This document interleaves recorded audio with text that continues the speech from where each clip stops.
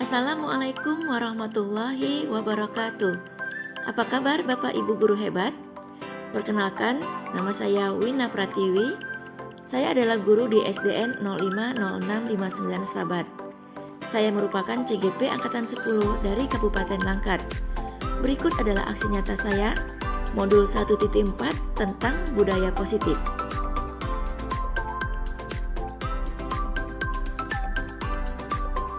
Adapun rancangan tindakan untuk aksi nyata saya adalah sebagai berikut. Diawali dengan latar belakang, yaitu guru belum begitu memahami tentang konsep penerapan budaya positif, meliputi disiplin positif, motivasi perilaku manusia, kemudian posisi kontrol guru, keyakinan kelas, serta penerapan segitiga restitusi.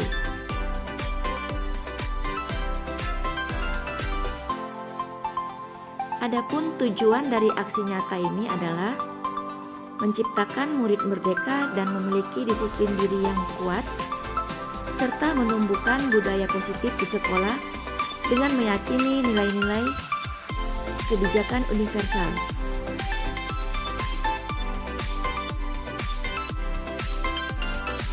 Kemudian yang menjadi tolak ukurnya adalah terlaksananya diseminasi konsep budaya positif di sekolah, terbentuknya keyakinan kelas melalui kegiatan kesepakatan kelas, serta penerapan segitiga restitusi dalam menghadapi masalah pada murid.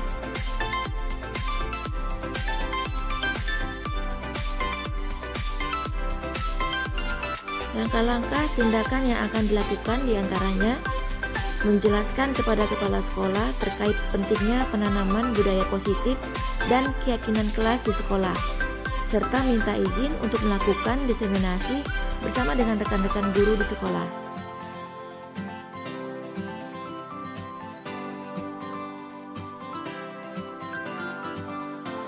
Assalamualaikum warahmatullahi wabarakatuh. Selamat pagi ibu-ibu semua. Hari ini saya mohon waktunya sebentar. Saya akan mensosialisasikan pembelajaran atau materi pelajaran yang saya dapat dari modul 1.4 calon guru penggerak. Ibu-ibu, karena kita terkendala infobus, maka ini saya print aja materinya.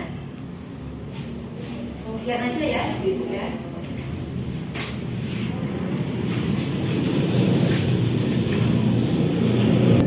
Baiklah ibu-ibu, ini judulnya diseminasi budaya positif.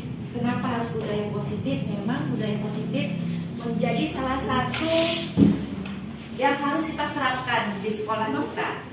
Dan ibu-ibu, saya berdiri di sini bukan ingin menggurui, bukan mendikte, menghakimi, bukan juga mencari celah atau kekurangan ibu-ibu semua, tapi kita di sini sama-sama belajar karena yang akan saya sampaikan ini, dan setelah saya baca modulnya, saya juga merasa tersindir, saya merasa didikte, saya merasa selama ini yang saya lakukan di sekolah itu jauh dari kata sempurna. Jadi intinya kita semua masih banyak kekurangan dalam mengajar dan mendidik anak di sekolah. Jadi ibu-ibu, kita mulai dari permainan kepalan tangan. Saya minta mungkin Ibu Lina dan Ibu Rani boleh ke depan berdua. Ini ada selembar kertas. Tolong Bu Lina, kertas ini dibagi menjadi 4 bagian. Kemudian setiap sobekan ini Ibu Lina tulis satu hal yang paling berharga di hidup Bu Lina. Mau itu orang, mau keluarga, mau benda, terserah. Pokoknya yang menurut Ibu itu paling berharga. Satu kertas tulis satu, benda boleh, keluarga boleh, atau apapun itu yang menurut ibu paling berharga. Nemu teman baru. Entah misalnya suami, atau misalnya anak, entah orang tua, kucing kesayangan kan.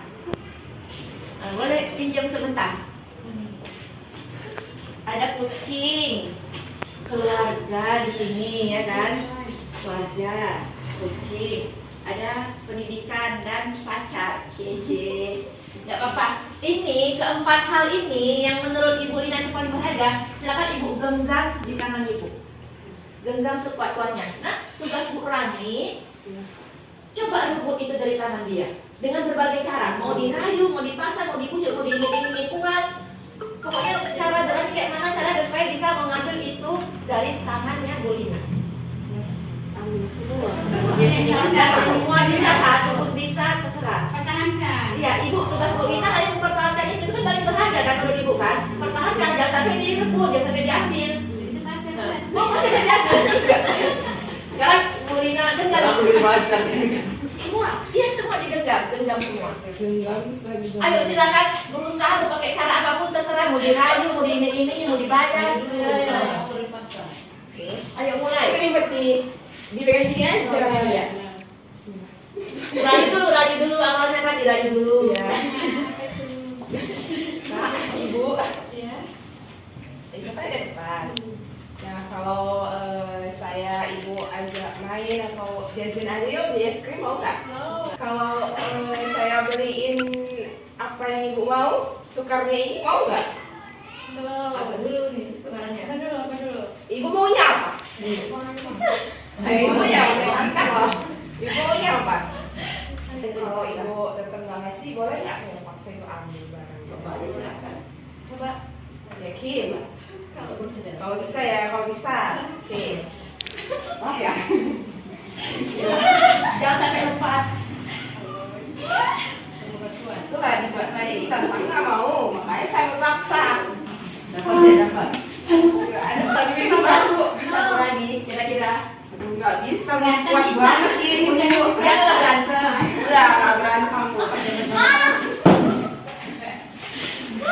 Kalau nggak bisa gimana Bu? Kira-kira bisa Bu Rani? Nggak bisa, soalnya genggamannya kan. Ya sudah itu Ibu. Tadi Bu Rani coba paksa Bu Desi iming-iming rayuan, katanya mau diganti lagi dengan iPhone. Nyatanya juga sepertinya nggak bisa ya Bu Lina ya. Dan cara terakhir dipaksa juga nggak bisa. Jadi Ibu apa kesimpulan dari kegiatan kita ini? Intinya ada yang bisa membukanya ya. Yang bisa membuka ini ada. Siapa itu? Hanya diri dia sendiri. Silakan dibuka Bu Lina. Hanya diri dia sendiri yang bisa membukanya. Itu artinya apa Bu? Kita lah yang punya kendali atas diri kita. Mau itu diiming-imingi, mau dipaksa, mau dikasih apapun hadiah itu tidak akan bisa. Jadi intinya kita yang punya kendali sama diri kita sendiri. Boleh silakan duduk ibu-ibu, terima kasih. Jadi begitu juga dengan murid kita di sekolah. Kalau selama ini kita kira mereka itu patuh sama kita, itu hanya ilusi, ya. Ilusi guru mengontrol murid. Ilusi bahwa penguatan positif itu efektif. Ilusi bahwa kritik dan membuat rasa bersalah itu dapat menguatkan karakter. Dan ilusi bahwa murid itu memiliki hak atas memaksa. Sampai kalau kita rasa muridku nurut kok, muridku mau kok buat PR, itu belum tentu karena mereka mau. Itu karena ada faktor-faktor X atau faktor di luar diri dia. Makanya mereka tuh mau buat PR, mau berbaris, mau mungkin duduk yang rapi di kelas. Jadi selama ini kita kira itu kita berhak, kita bisa ngatur mereka, kita bisa menguasai diri murid-murid kita. Itu salah ibu-ibu. Jadi mereka tuh selama ini mengerjakan itu semua karena tadi ada di sini di bawahnya ini kita lihat 3 motivasi perilaku manusia. Jadi biasanya itu manusia itu berbuat sesuatu tuh karena ada 3 faktor. Yang pertama, menghindari hukuman. Begitulah murid kita. Mereka tuh mungkin mengerjakan PR karena satu, takut dihukum. Pasti itu kan Bu, takut dihukum. Kita rasa tuh murid kita tuh udah pintar kali, udah nurut kali, padahal mungkin alasannya karena takut dihukum, makanya mereka buat PR. Terus mereka baris di kelas, baris di halaman juga karena takut dihukum, takut dimarahin. Kemudian faktor berikutnya, mendapatkan pujian. Nah ini juga jadi faktor anak atau murid di sekolah mengerjakan sesuatu itu karena ingin dipuji. Mereka menganggap kalau mereka sudah mengerjakan tugas, mendapat pujian, gurunya akan senang, kemudian mereka akan mendapat peringkat misalnya di kelas. Itu jadi merupakan faktor di luar kendali mereka juga. Kemudian faktor berikutnya, menghargai diri sendiri. Nah, menghargai diri sendiri, inilah faktor yang harus kita tanamkan di diri tiap murid. Artinya apa? Mereka tuh mengerjakan sesuatu itu, misal membuang sampah pada tempatnya, itu bukan karena disuruh, bukan karena dipuji, bukan karena takut dihukum, tapi memang mereka sadar bahwa kebersihan itu adalah hal yang bagus untuk dilakukan. Nah, tugas kita lah untuk menanamkan sikap-sikap atau kebajikan-kebajikan yang positif tadi. Kaitannya nilai kebajikan dengan disiplin positif. Jadi Bu, kita itu di sekolah ada namanya istilahnya nilai kebajikan universal. Apa itu nilai kebajikan universal? Yaitu nilai-nilai yang bersifat umum, yang seluruh dunia, seluruh agama, seluruh suku itu mengakui bahwa itu merupakan nilai-nilai positif yang harus dilaksanakan di sekolah. Misalnya apa? Nilai-nilai positif yang harus dilaksanakan di sekolah, seperti kebersihan. Itu kan memang positif kan, dan baik untuk dilaksanakan ya kan Bu. Selain kebersihan apa lagi? Nilai positif yang harus memang dilakukan setiap individu. Kejujuran, apalagi Bu? Disiplin waktu, kemudian tanggung jawab, saling menghormati, saling menyayangi, itu semua kita paham kan? Itu harus dilakukan kan? Nah, kita mau anak murid kita itu melakukan sesuatu itu karena tadi dorongan nilai-nilai kebajikan tadi yang sudah melekat di dirinya. Dia mengakui bahwa nilai-nilai itu memang harus dilaksanakan tanpa adanya paksaan, dorongan atau pujian dari pihak manapun. Itu tugas kita lah untuk menuntut anak-anak tadi untuk mengarahkan bagaimana dia memahami nilai-nilai positif tadi. Kita lanjut ya Bu. Kemudian tadi anak-anak tadi mendapatkan hukuman dan penghargaan. Hukuman dan penghargaan inilah dua hal yang sama saja. Artinya sama-sama nggak harus atau nggak boleh kita lakukan. Kenapa Bu? Hukuman itu masih membuat dampak negatif pada murid kita, ya Bu ya. Hukuman itu kita merasa dengan hukuman tadi kita sudah berhasil lah gitu mendidik anak kita, padahal itu salah. Bahkan hukuman tadi malah membuat dampak atau menimbulkan dampak yang lebih buruk dari sebelumnya. Kemudian penghargaan ini juga sama sifatnya seperti hukuman, hanya bersifat sementara. Jadi ketika anak tadi melakukan mengerjakan tugas misalnya atau buang sampah di tempatnya, kalau itu cuma karena mendapatkan penghargaan atau bebas dari hukuman, itu sifatnya hanya sementara. Saat itu aja, ketika nggak ada gurunya, pasti dia buang sampah sembarangan.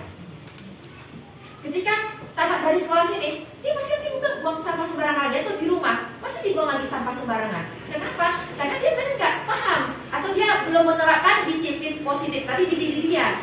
Dia belum paham itu. Jadi selama ini hanya sekedar tadi perintah guru, kemudian takut dihukum, takut dimarah. Itu tadi ya Bu ya. Kemudian kita lanjut dampak dari penghargaan dan pemberian hadiah atau pujian tadi. Tadi ya, pengaruh jangka panjang, jangka pendek. Artinya mereka ketika tidak diawasi kita pasti akan lengah dan akan berbuat sesuka hati mereka sendiri. Kemudian apresiasi, boleh apresiasi diberikan, boleh pengakuan ini kita berikan, tapi ada syaratnya. Yang pertama, secara khusus dan pribadi. Artinya ketika kita mau ngasih hadiah ke anak yang pintar misalnya, kalau bisa jangan di depan teman-teman yang lain. Itu pasti akan membuat rasa minder, rasa kecewa sama kawan-kawan yang gak bisa mendapatkan hadiah tadi. Kemudian berikan kepada semua murid. Nah, kalau mau ngasih hadiah, mending semuanya dikasih.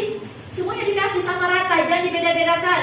Ibu punya hadiah ini permen, kasih semua permennya sama semua murid.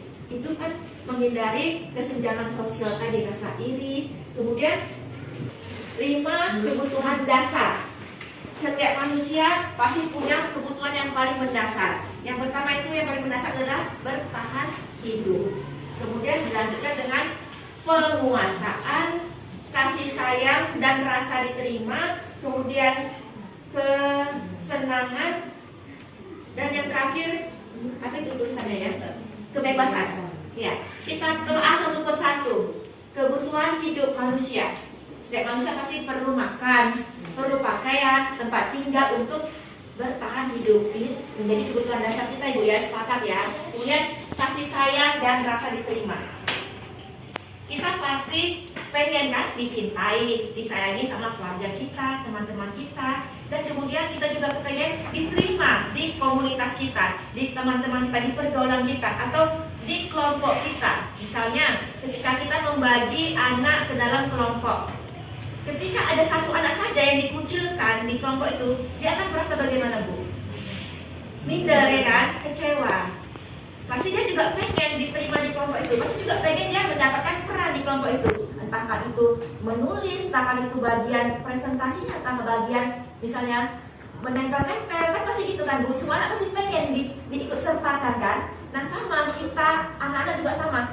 Kita juga pengen diterima di komunitas kita, di keluarga kita, di orang-orang di sekitar sekolah kita atau di masyarakat kita. Jadi ini sudah menjadi kebutuhan manusia untuk diterima dan mendapatkan kasih sayang. Kemudian dilanjut ke penguasaan. Setiap orang, siapapun dia, pasti kepengen dirinya itu pangkatnya tinggi, ya kan? Kepengen dia mendapatkan prestasi atau dia kepengen, aku sih kepengen juara apa gitu, aku kepengen juara di kelas, aku kepengen pangkat tinggi. Ini sudah nggak dipungkiri lagi, yang namanya manusia pengen mendapat penguasaan tadi ya. Kita lanjutkan lagi ke kebutuhan kebebasan.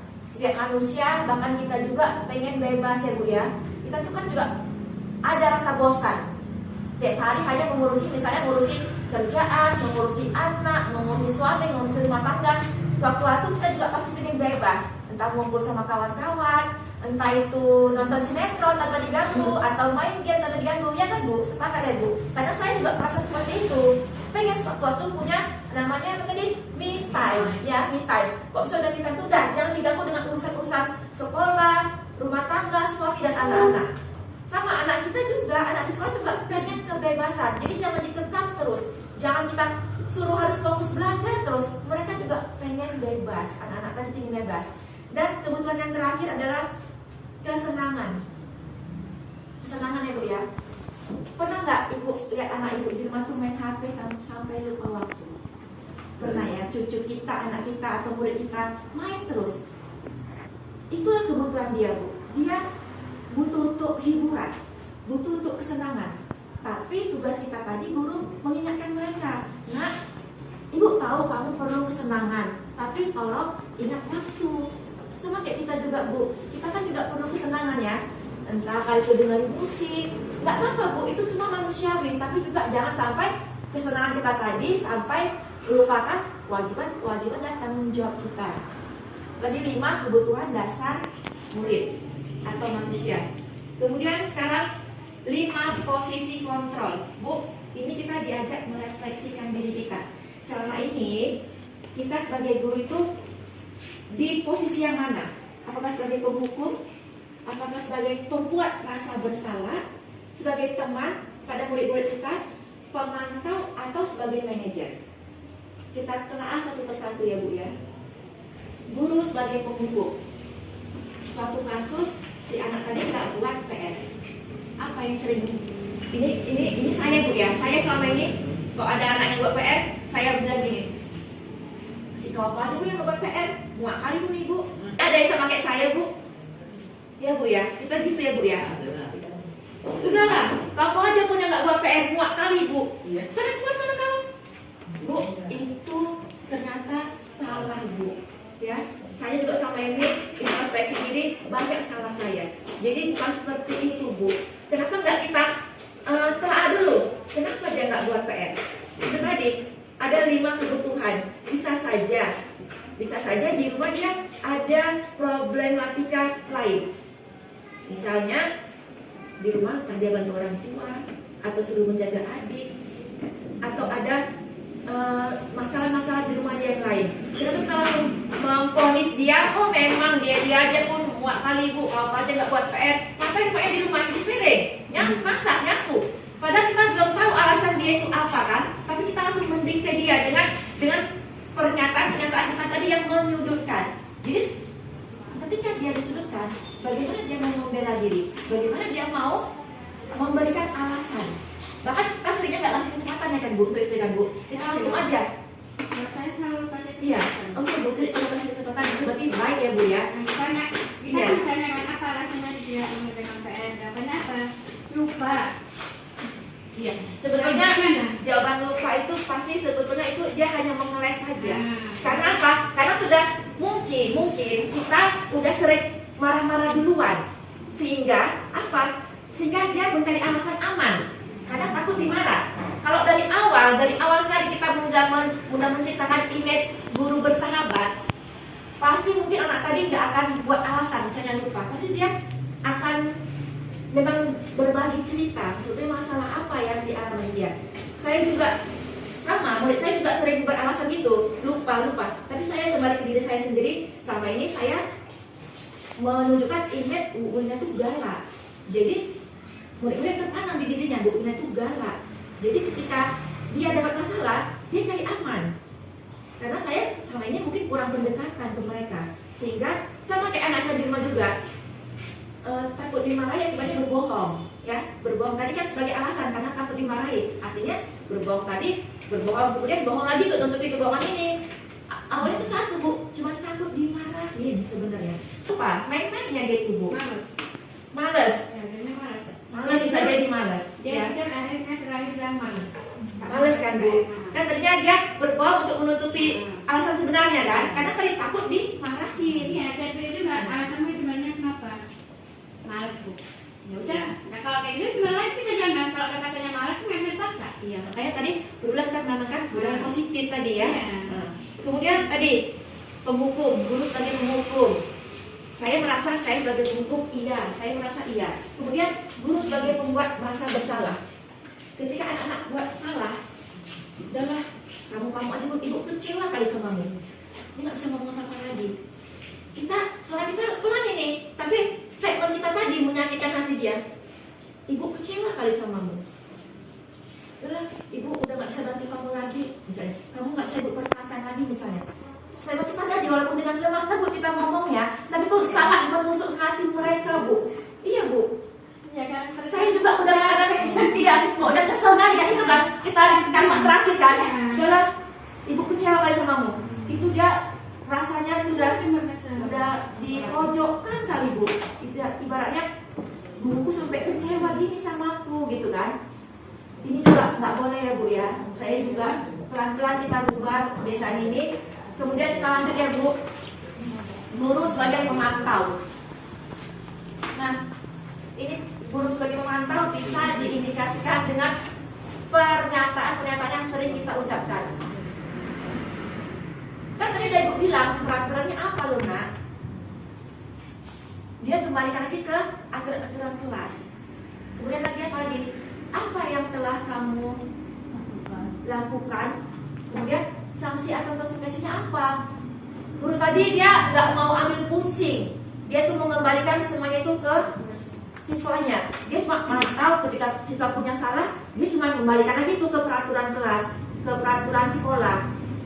Kan udah tertera loh nggak boleh gini, nggak boleh gini. Tapi dia nggak ada sikap dia atau nggak ada perbuatan guru itu untuk meyakinkan si anak tadi, cuma taunya menyalahi, memantau aja, memantau dan membuat statement-statement yang intinya menyalahi siswa tadi.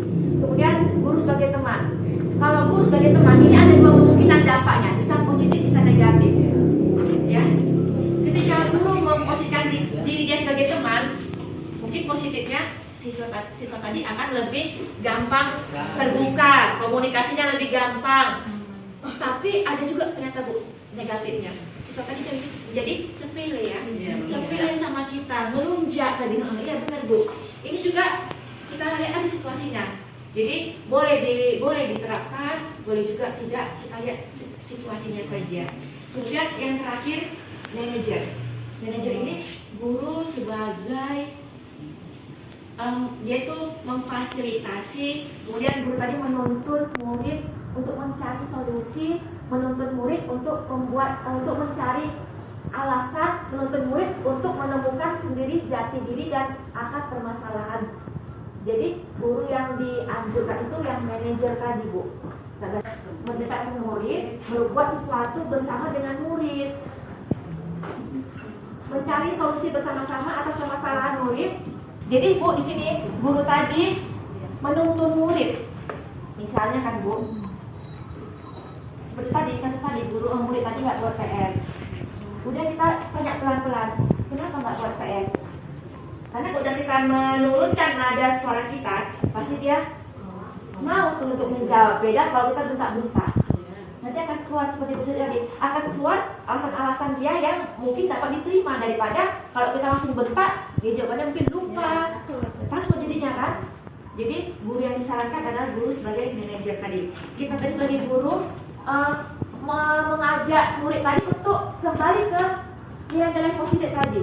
Misalnya tadi murid yang mengejek-ngejek kawannya. Nah, kenapa dia ejek kawannya? Misalnya alasan dia, Bu, soalnya dia kalau dia marah dia lucu. Kan suka bercanda gitu kan. Alasannya kok mau jadi apa? Diajak duluan katanya. Diejek duluan. Jadi dia yang mengejek duluan tadi, kenapa dia ngejek? Mungkin kan alasannya bercanda Bu gitu kan. Tandanya apa? Si anak yang ngejek tadi di awal, dia butuh yang namanya kesenangan Bu. Tadi kebutuhan sih tadi kesenangan yang sebelumnya tadi. Dia merasa bosan mungkin belajar aja. Dia makanya butuh kesenangan, hiburan, diganggunya kawannya. Ketika ganggu kawan, dia merasa dia senang. Tadi murid butuh kesenangan. Apa bedanya kesenangan dengan iseng?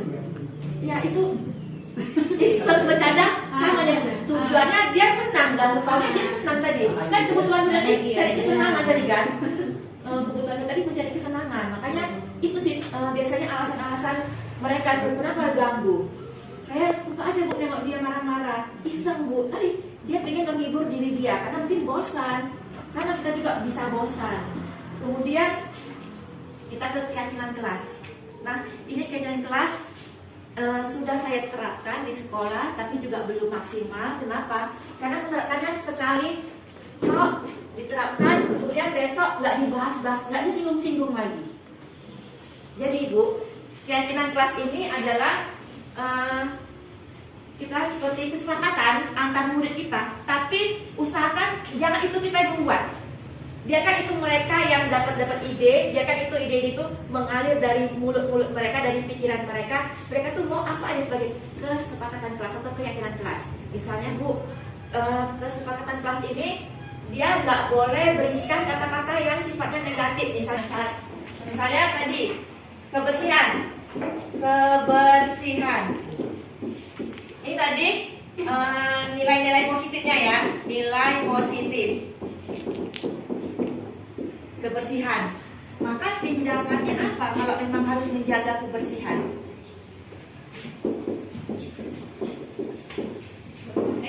Nilai positifnya menjaga kebersihan. Tindakannya apa? Jangan buang sampah sembarangan kan?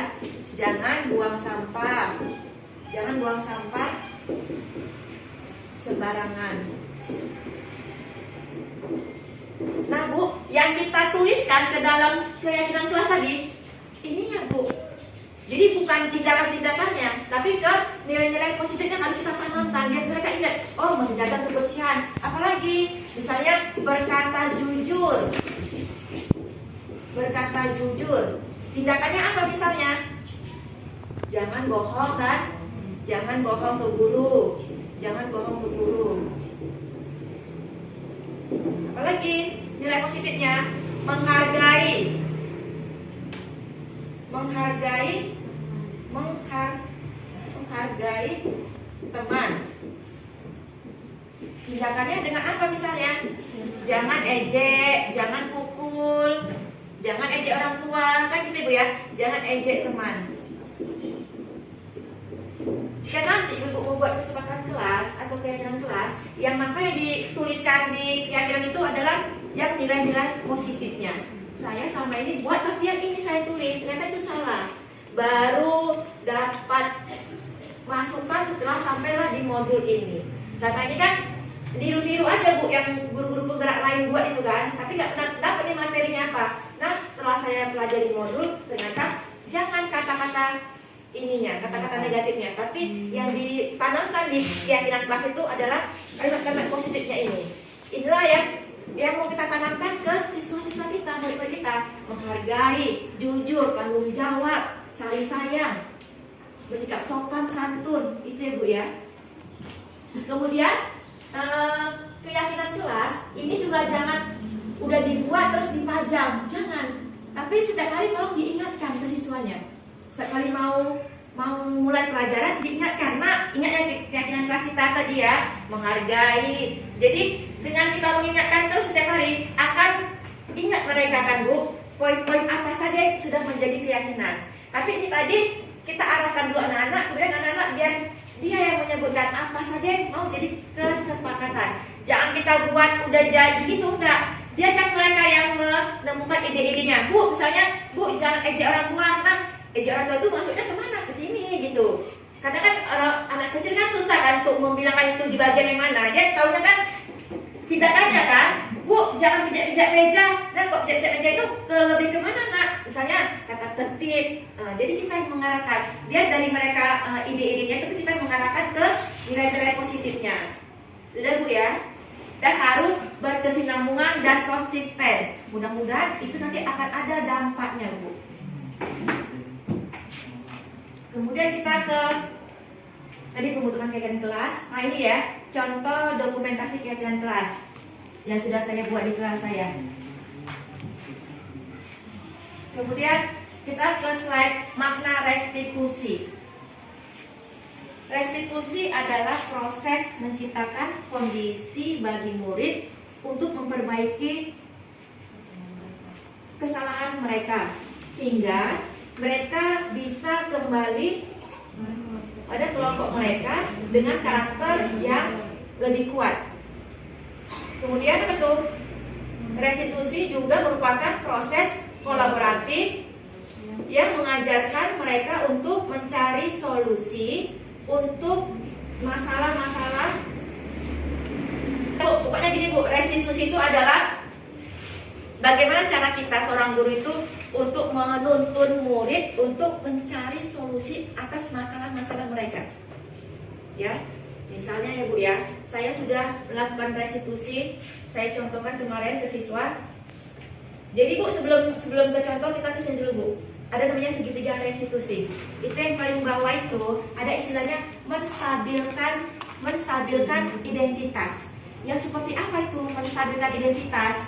Yaitu dengan pernyataan gini Bu, kamu bukan satu-satunya orang yang berbuat salah. Ibu dulu kecil pun sama kayak kamu, pernah juga ibu buat salah.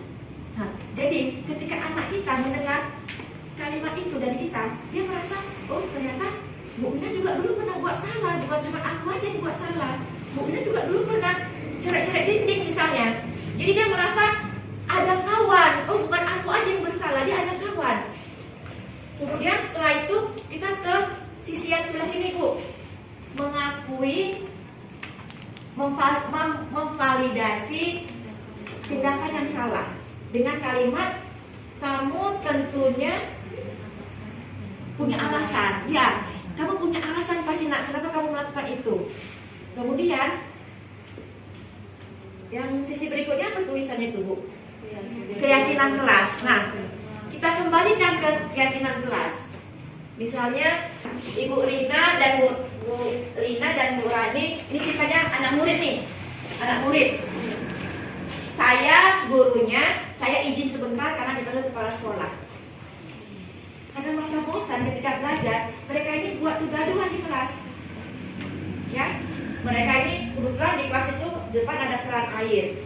Mereka ambil airnya, mereka buat becek-becek di kelas. Saya kembali melihat kelas kondisinya sudah porak-poranda, sudah becek. Saya panggillah mereka berdua nih kan Bu, contohnya. Saya panggillah mereka berdua ini kan. Jadi anak kecil dulu perannya ya. Ibu, kamu tahu kenapa Ibu panggil kemari? Tahu Bu, apa coba? Kenapa Ibu panggil? Nak yang cek kelas. Nak, Ibu juga pernah loh kayak kamu. Waktu kecil Ibu juga suka main air. Ya, jadi sama Ibu juga pernah buat salah waktu kecil itu. Nah, yang kalimat tadi itu Bu, itu kan namanya memvalidasi, menstabilkan identitas. Artinya bukan cuma mereka yang berbuat itu, kita juga waktu kecil juga sama. Ya kan, kita kan juga pernah buat salah kecil kan Bu. Sekarang aja masih juga buat salah sering sih, tapi dengan hal-hal yang lain salahnya. Kemudian dilanjutkan, kenapa kamu tadi main air? Kan pasti rasanya bosan di kelas, ya kan? Ibu lama kali saya keluarnya, tapi bosan, kan gitu kan? Ingin main, gitu kan? Itu namanya memvalidasi kesalahan. Kita cari alasan mereka. Kenapa?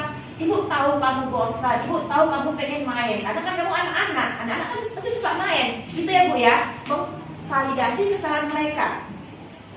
Jadi jangan kita sama ini kan kita dikte kan Bu. Apa sih main air? Tutup kelas kamu jadi kotor. Udah ibu nggak mau tahu, pokoknya sekarang kita pokoknya marah-marah aja ibu taunya kan. Memang ada kadang kita tanya alasannya, tapi kita lebih sering ke marahnya daripada berkata baik-baik. Lebih sering ke marahnya, walaupun kita tanya juga alasannya apa, kenapa kayak gitu, tapi lebih sering ke marah-marahnya dan kita tonjolkan. Kemudian kita ajak diskusi, Nak, kamu tahu akibat dari tindakanmu itu?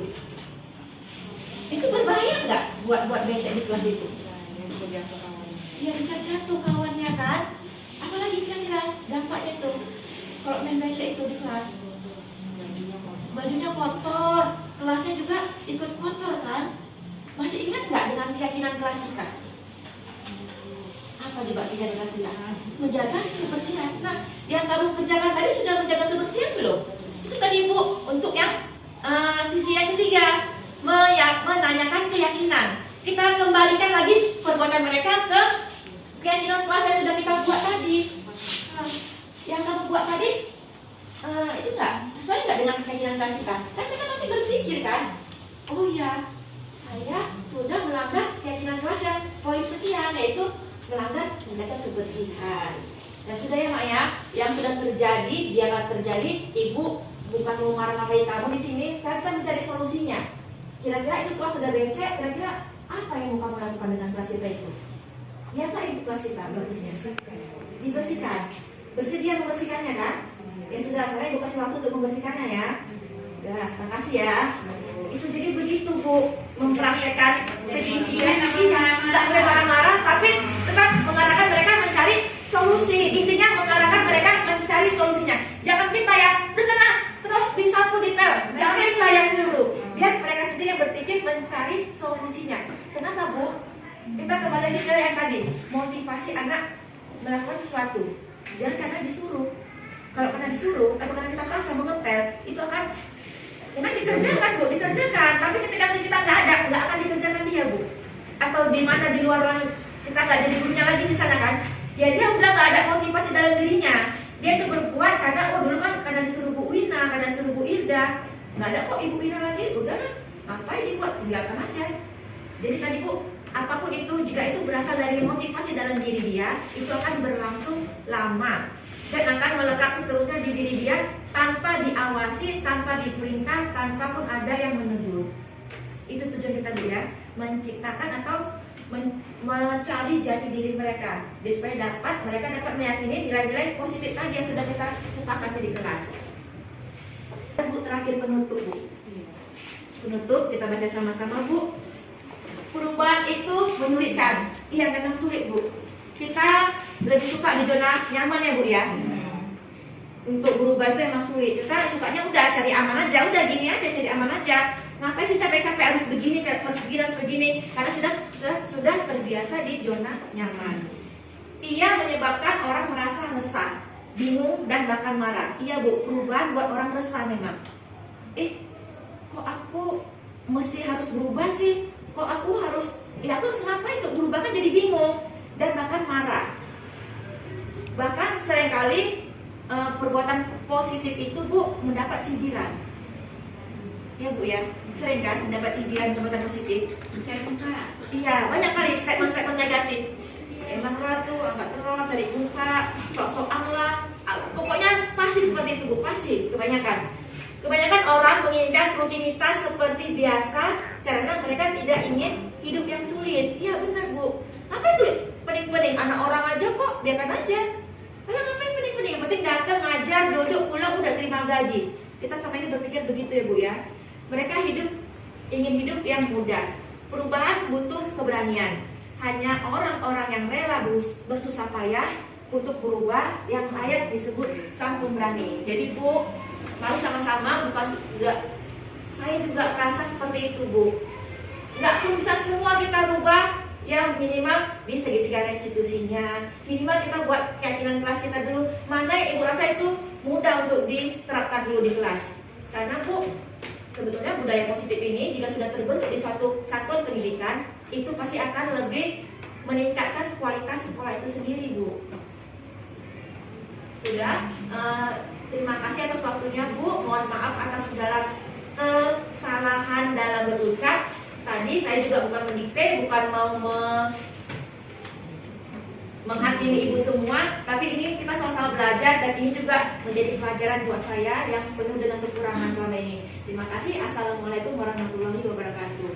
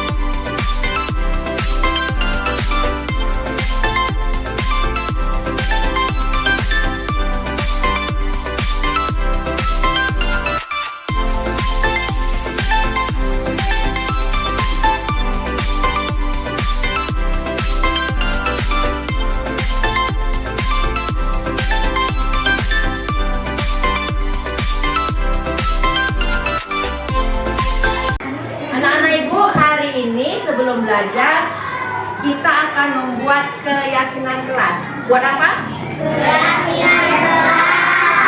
Keyakinan kelas. Ayo kita sepakati dulu hari ini apa ya keyakinan kelas kita. Ada yang punya ide? Bagaimana kamu? Menghargai.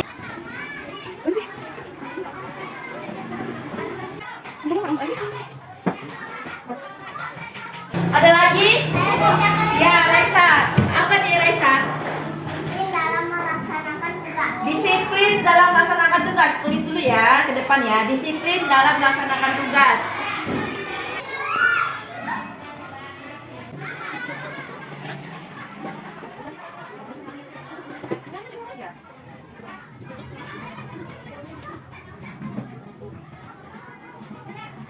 Sudah, terima kasih ya Raisa.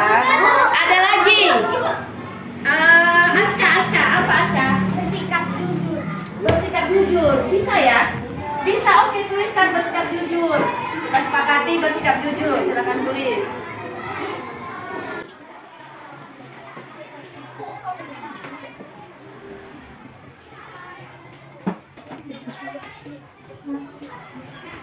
Siapa lagi? Dapi. Jaga kebersihan kelas. Menjaga kebersihan kelas. Bisa ya disepakati ya? Oke, Dapi tulis.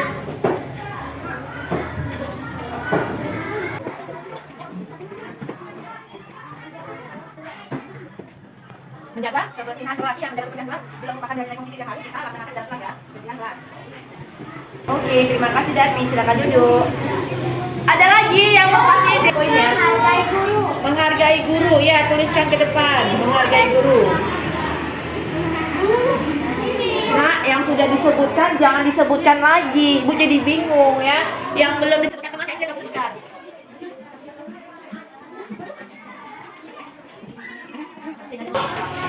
Apa ini? Ramah sopan dan peduli. Ramah sopan peduli. Udah tadi situ? Oh belum.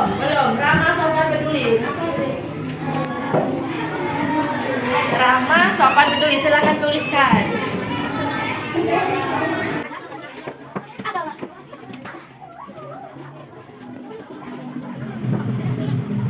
Satu lagi, siapa yang mau?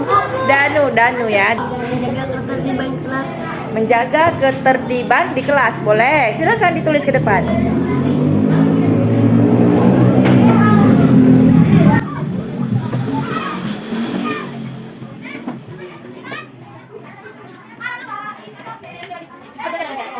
Kesepakatan yang sudah kamu buat ya. Sekarang ibu mau tanya, Sepakat dengan ini? Sepakat? Sepakat dengan ini? Kalau ini sepakat, ada yang keberatan ini? Ada yang keberatan dengan ini? Bersedia melaksanakan poin-poin ini? Nah, jika sudah sepakat, sekarang kita mau tuliskan kesepakatan ini ke dalam karton ya, biar lebih bagus ya. Tulis yang besar ya, Nak. Askal sudah? Coba lihatkan ke Ibu. Sawal gantikan aku. Oke, sudah.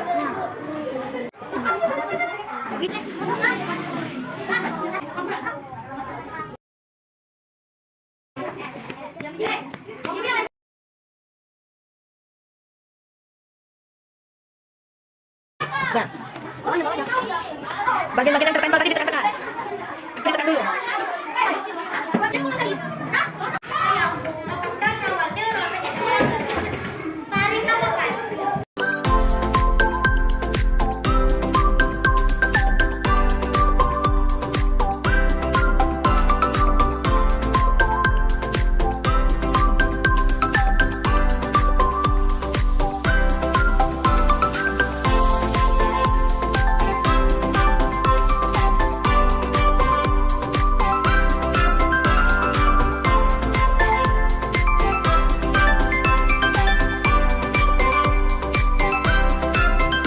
Danu sama Rizky tahu nggak kenapa dipanggil kemari? Kenapa? Karena berantem. Kok bisa berantem? Apa diceritain? Danu ngejar Rizky, benar Danu? Danu ngejar Rizky. Terus Rizky, kamu diapain sama Rizky? Oh, karena Danu ngejar Rizky nggak senang, Rizky pukul Danu. Nah, ini ya Nak, Ibu juga pernah kan seusia kamu, Ibu juga pernah jadi anak-anak, Ibu juga pernah berbuat salah ketika itu ya, Ibu juga pernah berkelahi dengan teman Ibu. Sekarang coba kita kembali ke keyakinan kelas kita. Masih ingat keyakinan kelas kita? Masih. Coba Danu, apa keyakinan kelas kita? Jaga kebersihan, iya benar itu. Ada lagi yang lain keyakinan kelasnya? Apa Rizky? Menghargai teman. Dah, sekarang Ibu tanya, apakah tadi mengejek teman itu termasuk menghargai teman enggak? Enggak kan? Itu enggak menghargai teman kan? Jadi seharusnya antar teman tadi kita bagaimana? Saling menghargai, kemudian tidak boleh saling menghargai, nggak boleh ejek-ejek, kemudian berteman dengan kawan yang dimana saja, kan gitu kan kalau menghargai kan? Nah ini sekarang Ibu udah tahu nih masalahnya apa nih. Sekarang kita ingin mencari solusinya Nak ya. Ibu nggak mau cari siapa yang salah, Ibu nggak mau cari siapa yang benar, Ibu nggak mau cari siapa yang pelaku utamanya. Kita di sini ingin menyelesaikan masalah. Jadi kalau sudah tahu sesama teman itu saling menghargai, jadi karena kamu tadi sudah berbuat salah, harusnya bagaimana? Iya, saling minta maaf. Sekarang coba dari sama Rizky saling minta maaf. Salaman bergantian.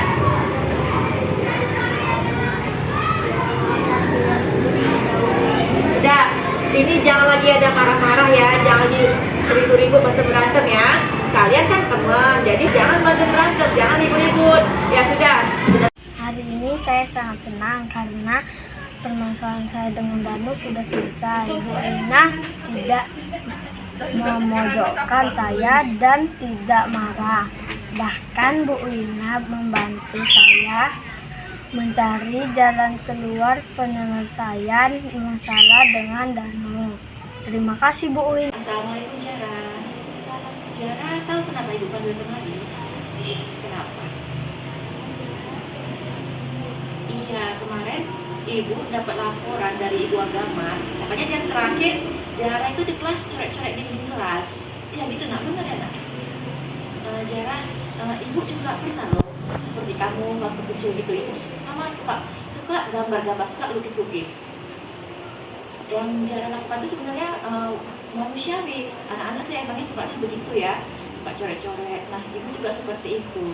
Sekarang Ibu mau tanya, Jara kalau coret-coret ini itu apa rasanya? Iya, Jara suka melukis. Itu bagus sekali loh Nak, suka melukis. Itu hobi yang bagus. Tapi kalau melukisnya tembok, jadinya bagaimana? Iya, temboknya kotor, dindingnya kotor. Kalau udah kotor, bagaimana dipandang? Iya, nggak enak dipandang.